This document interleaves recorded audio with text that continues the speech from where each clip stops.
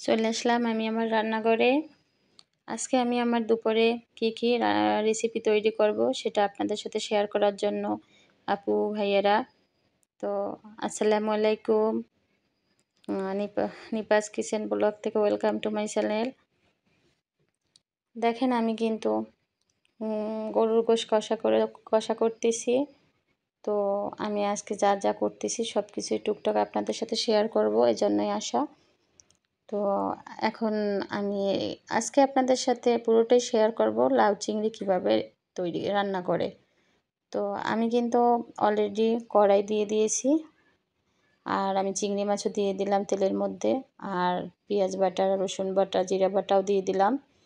তো এটা ভালোভাবে কষিয়ে তারপরে আমি লাউটা দিয়ে দেবো উপর থেকে।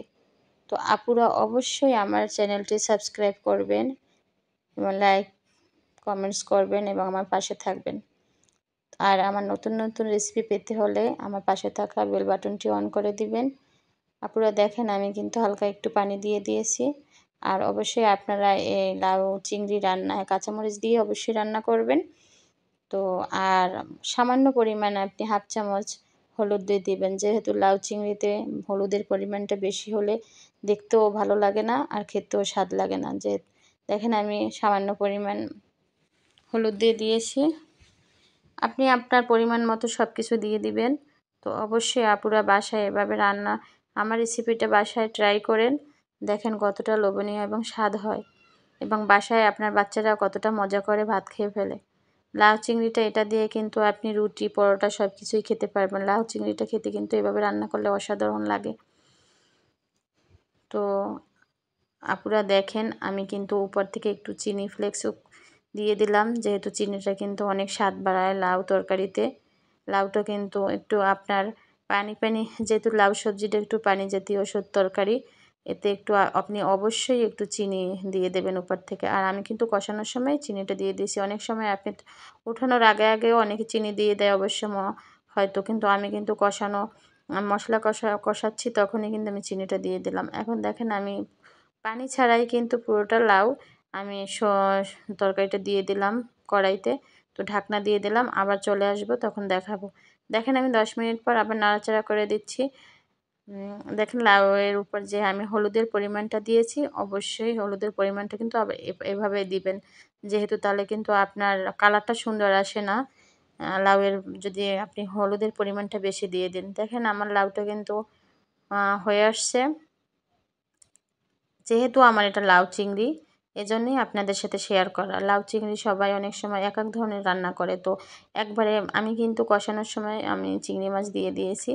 যেহেতু এটা লাউ চিংড়ি, এই জন্য কিন্তু আমি সরিষার তেলের মধ্যে কিছু পরিমাণ চিংড়ি মাছ ভাজি করে আবার লাউটা মানে সম্পূর্ণভাবে রান্না হওয়ার পরে আমি দিয়ে দিব। এটাই হচ্ছে লাউ চিংড়ি। তো আমি কিন্তু সরিষার তেলের মধ্যে কিছু পরিমাণ আবার চিংড়ি মাছ দিয়ে ভাজা করে লালচে বর্ণ করে নিব, আর একটু হালকা হলুদের পরিমাণে লবণ ছিটিয়ে দেব।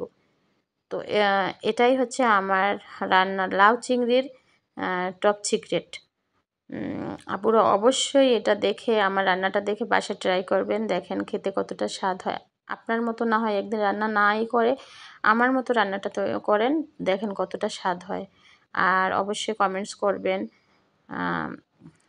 আপুরা আমি কিন্তু অতটা বেশি রান্না করতে জানি না, তো আমি যতটুকুই জানি আপনাদের সাথে শেয়ার করতে ভালো লাগে তাই করি। যে যদি ভালো হয় অবশ্যই আপনাদেরও ভালো লাগবে আমার রান্নাটা দেখে, যদি বাসায় রান্না করেন। দেখেন আমার কিন্তু লাউটা হয়ে গেছে, আমি উপর থেকে আমার চিংড়ি ভাজিটাও দিয়ে দিলাম। এখন নেড়েচেড়ে আমি উঠিয়ে ফেলবো। আমার কিন্তু লাউ চিংড়ি হয়ে গেল, এবং অন্য রকম একটা স্বাদ। আমি কিন্তু বাসায় যখনই লাউ রান্না করি এরকম চিংড়ি মাছ দিয়ে রান্না করি। যেহেতু আমি কিন্তু গ্যাস অফ করে দিলাম, তো আমার হয়ে গেল লাউ চিংড়ি রান্না। আমি বাটিতে উঠিয়ে নিলাম। তো আমি কিন্তু আজকে গরু গোশ ভুনা করেছি, পুরোটা দেখাইনি। দেখেন আমি ঝুরো করেছি, আমি রেখাও কুচি করে ভাজি করেছি, এবং লাউ রান্না করেছি। লাউটাই আপনাদের সাথে লাউ রান্না শেয়ার করলাম। সবাই ভালো থাকবেন, সুস্থ থাকবেন। আল্লাহ হাফেজ।